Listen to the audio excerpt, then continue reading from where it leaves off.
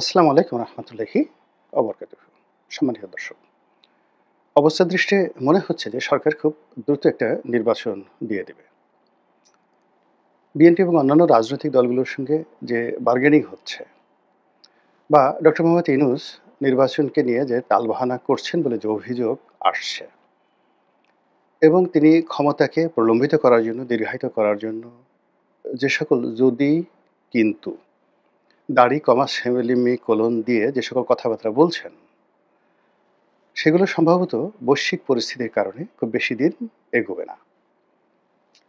সবাইকে আশ্চর্য করে দিয়ে যদি ২০২৫ সনের ডিসেম্বরের মধ্যে, এমনকি নভেম্বরের মধ্যে যদি নির্বাচন হয়ে যায়, তাহলে আশ্চর্য হব না। এখন বাংলাদেশের যে প্রেক্ষাপট, সেই প্রেক্ষাপটে নির্বাচন যেভাবেই হোক না কেন, সেই নির্বাচনে একক কর্তৃত্ব চলে আসবে বিএনপির হাতে। এবং এখন বাস্তবতা যেখানে দাঁড়িয়েছে, সেটি হলো বিএনপির সঙ্গে সমঝোতা করা ছাড়া ডক্টর মোহাম্মদ ইউনূসের হাতে এই মুহূর্তে কোনো বিকল্প নেই।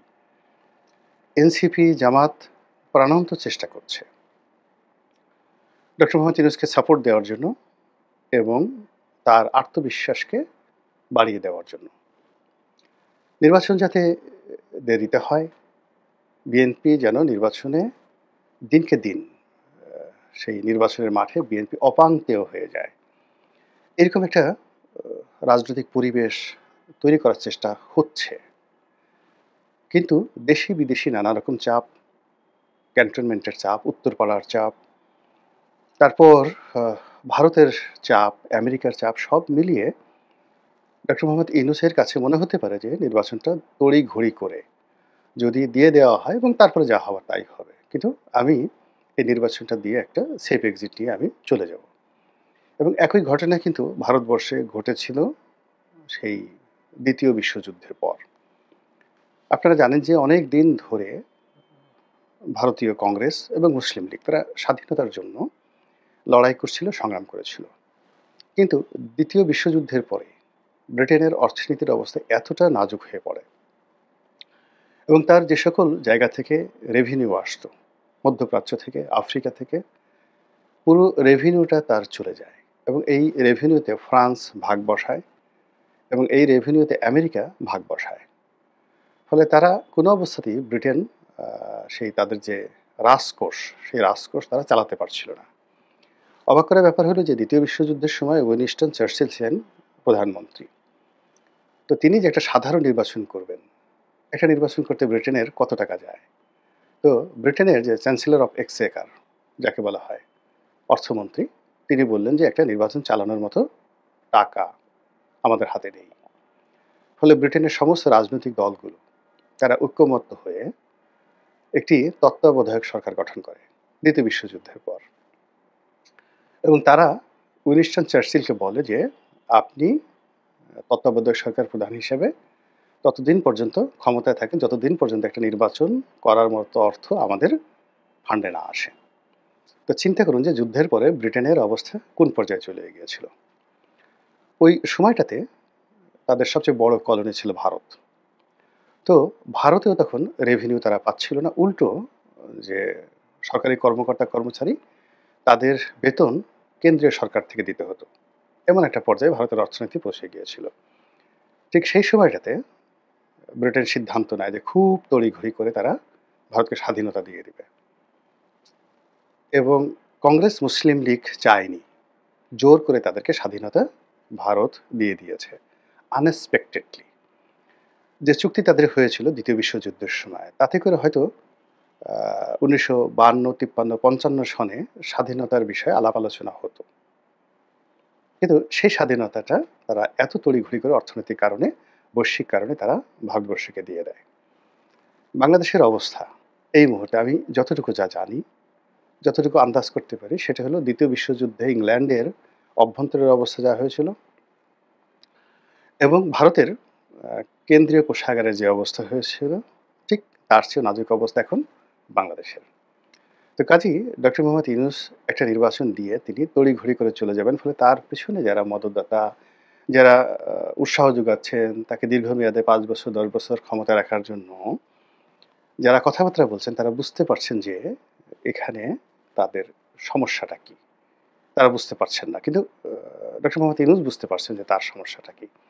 তো তাড়াহুড়ো করে যদি একটা নির্বাচন দেয় এবং বিএনপি সেখানে যদি ক্ষমতায় আসে, তো সেক্ষেত্রে বিএনপির সবচেয়ে বড় বাধা, সবচেয়ে বড় বিপত্তি যেটি হবে, সেটি হলো এই গত ১১ মাসে সারা বাংলাদেশে বিএনপির যে দুর্নাম এবং বদনাম হয়ে গেছে সেগুলো। এবং এই দুর্নাম এবং বদনামের ফলে যে নির্বাচন হবে, সেই নির্বাচনের পরে বিএনপি ৬ মাস থেকে ১ বছর তারা ক্ষমতায় থাকতে পারবে না। তাদের অবস্থা ঠিক ওই যে এরশাদের ক্ষমতায় আসার আগে যেরকম একটা পরিস্থিতি তৈরি হয়েছিল এবং বিচারপতি যে সত্তার, তার যে পরিণত হয়েছিল, আগামীতে বিএনপিতে যারা ক্ষমতায় আসবেন তাদের অবস্থা ঠিক ঐরকম হবে। এরকম একটা পরিস্থিতি কিন্তু বাংলাদেশে তৈরি হয়ে আছে এবং ইতিহাস বারবার একই ঘটনা ঘটায়। ঘুরে ফিরে একই অবস্থা হয়ে যায়। তো এই যে বিএনপির যারা কেন্দ্রীয় নেতৃবৃন্দ তারা বুঝতে পারছেন। কিন্তু সমস্যাটা হলো যে তারা নির্বাচন এখন যেভাবে চাচ্ছেন, যদি ডক্টর মোহাম্মদ ইউনূস রাগ করে ঠিক তার ৬ মাস আগে নির্বাচন দিয়ে দেয়, ৩ মাস আগে নির্বাচন দিয়ে দেয়, অর্থাৎ ফেব্রুয়ারি মাসে নির্বাচন না হয়ে যদি নভেম্বরে নির্বাচন হয়ে যায়, বিএনপির জন্য আরও বিপদ এবং বিপত্তি বাড়বে। ২ নম্বর হলো যে বিএনপি সম্পর্কে যে ধরনের ভাইব তোলা হচ্ছে, অর্থাৎ জালেম, চাঁদাবাজ, হাওয়া ভবন, এই জিনিসগুলো আগামী কয়েক মাসে বাড়তেই থাকবে। এবং এটা খুব সুপরিকল্পিতভাবে এবং ইতিমধ্যে বিএনপির যে কয়জন নেতাকে ট্যাগ দেওয়া হয়েছে তারা সবাই জনাব তারেক রহমান সাহেবের খুবই ঘনিষ্ঠজন। এই মুহূর্তে যদি ধরা হয় তারেক রহমান সাহেবের প্রধান সিপাহ সালার সেনাপতি তিনি হলেন জনাব সালাউদ্দিন সাহেব। সালাউদ্দিন সাহেব যেদিন মাটিতে, বাংলার মাটিতে পা দিলেন ভারত থেকে এসে, ওই দিন থেকেই তাকে কলুষিত করার জন্য, বিএনপিকে কলুষিত করার জন্য এবং তারেক রহমান সাহেবের ইমেজ ক্ষুণ্ণ করার জন্য তার সঙ্গে দুর্নীতি, তার সঙ্গে অনিয়ম, তার সঙ্গে যাকে বলা হয় এস আলমের যত দুর্নীতি রয়েছে সেই দুর্নীতি, ইসলামী ব্যাংক কেলেঙ্কারি, এই টোটাল জিনিসগুলো ত্যাগ করে দেওয়া হলো এবং ওটা এখন পর্যন্ত চলছে। জনাব সালাউদ্দিন সাহেব শত চেষ্টা করেও সেই জায়গাতে পৌঁছতে পারছেন না এবং আপনারা জানেন যে সালাউদ্দিন সাহেব চট্টগ্রামের রাজনীতিতে গুরুত্বপূর্ণ ব্যক্তি এবং কক্সবাজারের রাজনীতিতে একক ব্যক্তিত্ব। ওখানে তার নেতৃত্ব চ্যালেঞ্জ করার মতো পুরো কক্সবাজার জেলাতে কেউ নেই। কিন্তু এটা তো বিএনপির ভিতরের ঘটনা। বিএনপির বাইরে কি আছে? বিএনপির বাইরে পুরো কক্সবাজার অঞ্চলের সবচেয়ে শক্তিশালী সংগঠন যাদের আছে সেটা হলো জামাত।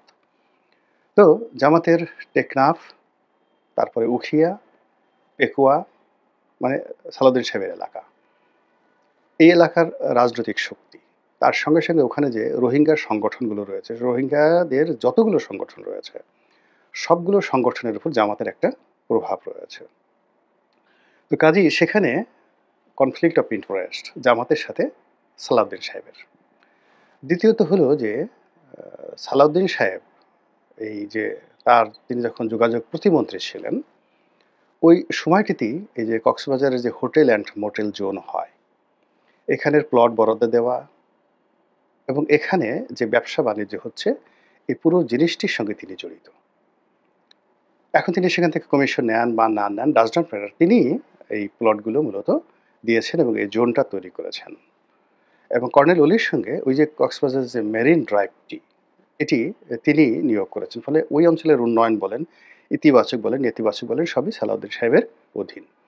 তো ওই যে মেরিন ড্রাইভকে কেন্দ্র করে সেখানের যে হোটেল-মোটেল ব্যবসা, তারপরে পুরো কক্সবাজার অঞ্চলে যে সকল চিংড়ির ঘের রয়েছে বাংলাদেশের, সেই ব্যবসা। এরপরে ওখানে অস্ত্র চোরাচালান, তারপরে ইয়াবার ব্যবসা, গরু চুরা কারবারি থেকে শুরু করে যত নেতিবাচক যে বিষয়গুলো রয়েছে, এখানে একটা বিরাট মব গ্রুপ রয়েছে, প্রেশার গ্রুপ রয়েছে এবং এই ঘটনার সাথে আওয়ামী লীগের যারা জড়িত, জামাতের লোক জড়িত কিনা তারা স্থানীয়ভাবে জানে। বিএনপির যারা জড়িত হয়ে পড়েছে তারা এই পুরো ঝামেলাগুলো কিন্তু পোহাতে হচ্ছে সালাউদ্দিন সাহেবকে। আর এই ঝামেলাগুলো পোহাতে গিয়ে অনেকের সঙ্গে তার বন্ধুত্ব হচ্ছে এবং অনেকের সঙ্গে তার শত্রুতা হচ্ছে। ফলে তাকে যদি মাঠ থেকে আউট করা যায় তাহলে বোঝার চেষ্টা করুন যে ওখানে অনেকগুলো হোটেল মোটেল যারা আওয়ামী লীগের লোকজন দখল করে আছে। আপনি ধরুন রামাদা নামক যে হোটেলটি আছে, এখন এটা 5 স্টার একটা হোটেল রামাদা। এটার যে মালিক বেনজির, সাবেক আইজি বেনজির, আর বেনজিরের ২ জন পার্টনার। একজনের নাম হলো আন্ডা রফিক। ওই যে বসুন্ধরার সাথে যে গন্ডগোল লাগলো আন্ডা রফিক। তো আন্ডা রফিক, আরেকজন হলো জসিম। সেই চট্টগ্রামের একটা উপজেলা মানে উপজেলার বোধহয় চেয়ারম্যান ছিল আওয়ামী লীগ জামানাতে। তো বেনজির, আন্ডা রফিক থেকে শুরু করে অন্যান্য যারা এই প্রায় ৫০০ কোটি টাকা মূল্যের এই হোটেলটির মালিক, এরকম সবগুলো হোটেল, সবগুলো হোটেল। তো এই জায়গাটাতে তো একটা রাজনৈতিক প্রভাব আছে। কারা এই হোটেলগুলো এখন চালাচ্ছে, কাদের ছত্রছায়াতে? তো কোনো পলিটিক্যাল যাকে বলা হয় কানেক্টিভিটি ছাড়া তো এই জিনিসগুলো চলতে পারে না। এই মালিকানা তো পরিবর্তন হয়নি।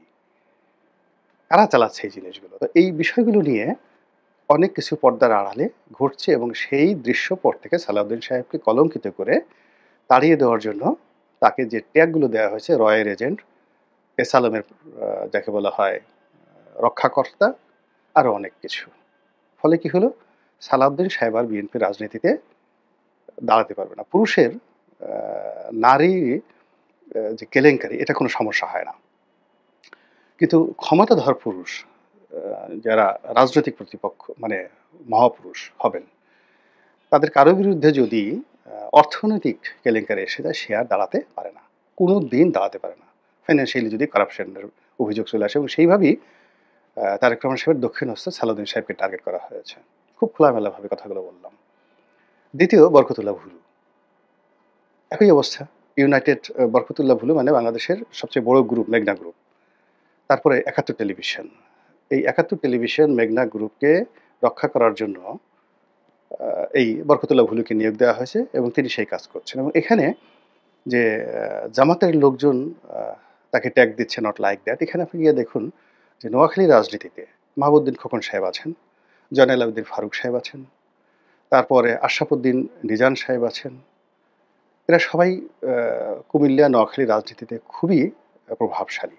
এর বাইরে আরও ১ ডজন প্রভাবশালী নেতা আছেন। আমি সবার নাম বললাম না এখানে। ফেনী, নোয়াখালী, কুমিল্লা এই এলাকার রাজনীতি, যাদের সবার সঙ্গেই বরকতুল্লাহ ভুলুর একটা দূরত্ব রয়েছে। আর বরকতুল্লাহ ভুলু এই দূরত্ব দূর করার জন্য তিনি তারেক রহমান সাহেবের কাছাকাছি যাওয়ার জন্য কয়েকদিন আগে তারেক রহমান একটা প্রশংসা করেছিলেন যে তারেক রহমান সাহেবের নাম নেওয়ার জন্য অজু করে নাম নিতে হবে। এটা তারেক রহমান সাহেবের পক্ষ থেকে তাকে হুমকি দেওয়া হয়েছিল। তো বরকতুল্লাহ ভুলু আ মানে তিনি লেখাপড়া কোন পর্যন্ত, তার লেখাপড়ার মান কি, এটা আমি এখন পর্যন্ত বলতে পারব না।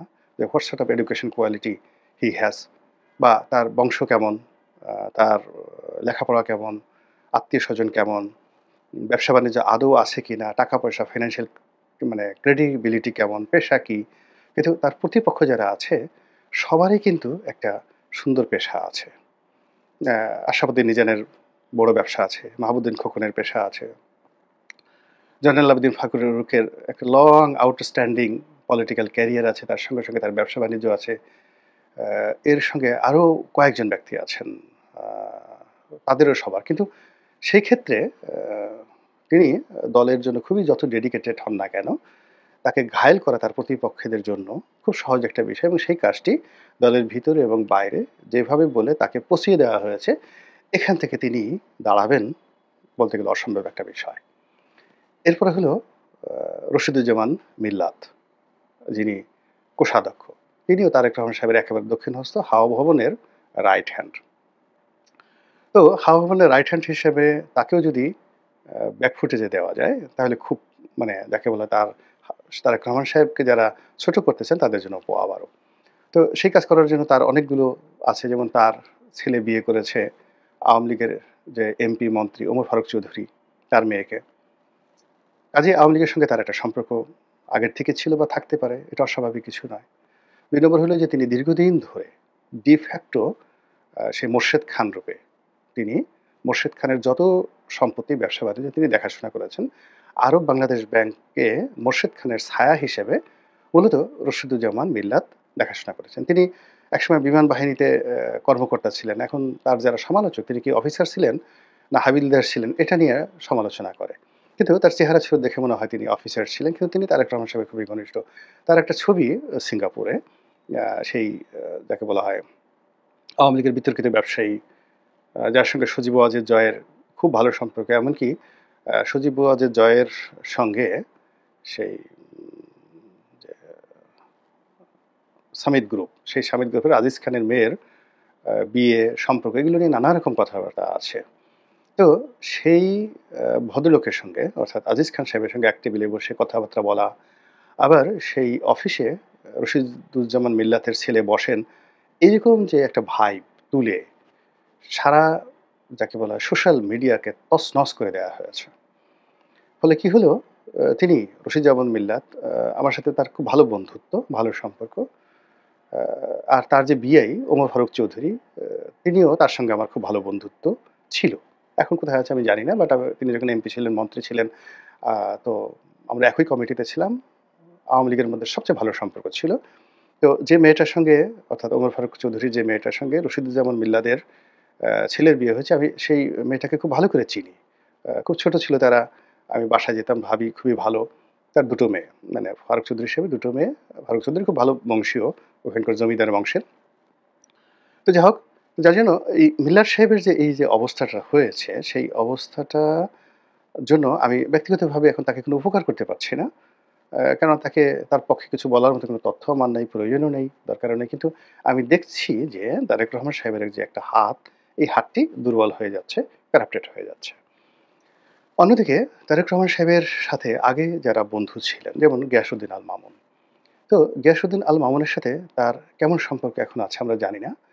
কিন্তু গিয়াসউদ্দিন আল মামুন তার নিজস্ব যোগ্যতা বলেই তিনি যখন জেলখানাতে ছিলেন তখন তার ব্যবসা-বাণিজ্য কিন্তু কোনো অবস্থাতেই খারাপ ছিল না। তিনি অত্যন্ত কৌশলী এবং তিনি সবাইকে ম্যানেজ করে সবার সাথে সুসম্পর্ক রক্ষা করে তিনি একটা অবস্থা তৈরি করে রেখেছেন। ফলে কি হলো, আ বাংলাদেশে যারা তারেক রহমান সাহেবকে ভালোবাসেন তারা জানেন যে তারেক রহমান সাহেবের সাথে গিয়াসউদ্দিন আল মামুনের খুব ভালো সম্পর্ক এবং সেজন্য মামুন সাহেবের চেহারার মধ্যে তারেক রহমানকে খুঁজে পান এবং মামুন সাহেবের কাছে গিয়ে মনের কথা বলে শান্তি পান।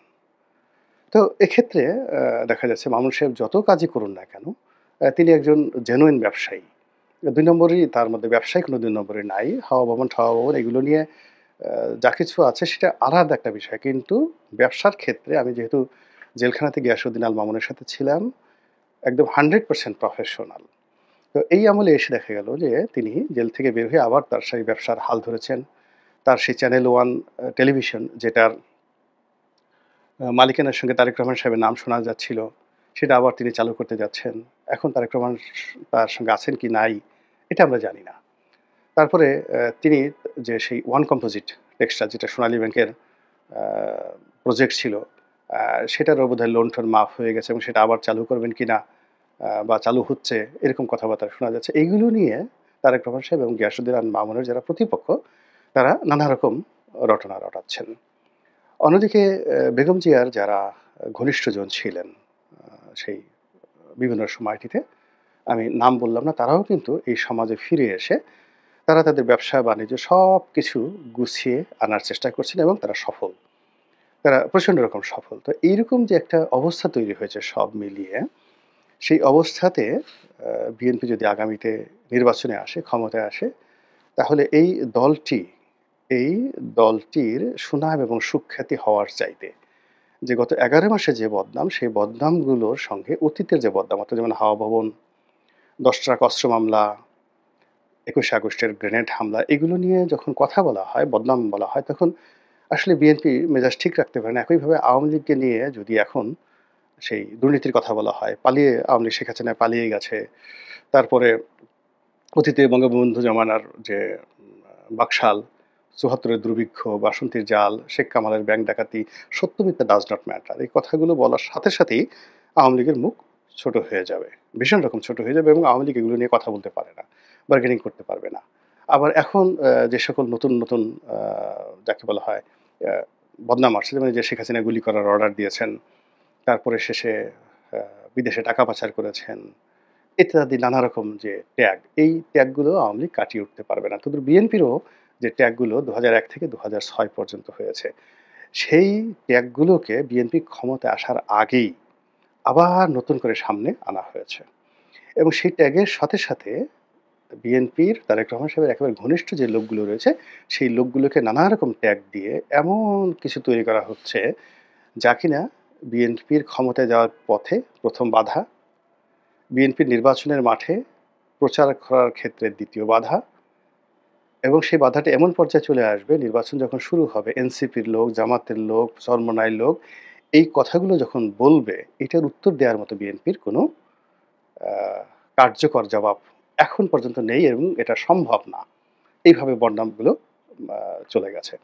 ফলে আবার অন্যদিকে বিএনপির যে সকল নেতা যারা এতদিন ধরে তারেক রহমান সাহেবকে সেবা করেছেন, তাদেরকে যেভাবে টার্গেট করা হয়েছে, তাদেরকে মাইনাস করে আবার বিকল্প নেতৃত্ব দিয়ে এনসিপিকে মোকাবেলা করা, জামাতকে মোকাবেলা করা, চরমোনাইকে মোকাবেলা করা, এবি পার্টিকে এমনকি নুরুকে মোকাবেলা করা। এখন নুরুর যে ভোকাল রয়েছে, সে যেইভাবে স্পিডি কথা বলতে পারে, এখন যে কথাগুলো চরমোনাই বলছে, ঠিক সেম কথা যদি নুরুর মুখ দিয়ে বের হয়, এবি পার্টির মুখ দিয়ে বের হয়, সেম কথাগুলো যদি আ যাকে বলা হয় জামাতের আমিরের মুখ দিয়ে বের হয়, ডাক্তার মাসুদের মুখ দিয়ে বের হয়, বিশ্বাস করেন কিয়ামত হয়ে যাবে রাজনীতিতে। বিএনপির জন্য কিয়ামত হয়ে যাবে। আমি এই কথাগুলো বললাম আ মূলত একটা সচেতনতা তৈরি করার জন্য। আপনি যখন আপনার সমস্যাগুলো বুঝতে পারবেন যে আপনার একটা ক্যান্সার হয়েছে কিংবা আপনার একটা ফোড়া হয়েছে কিন্তু কেউ বলছে না।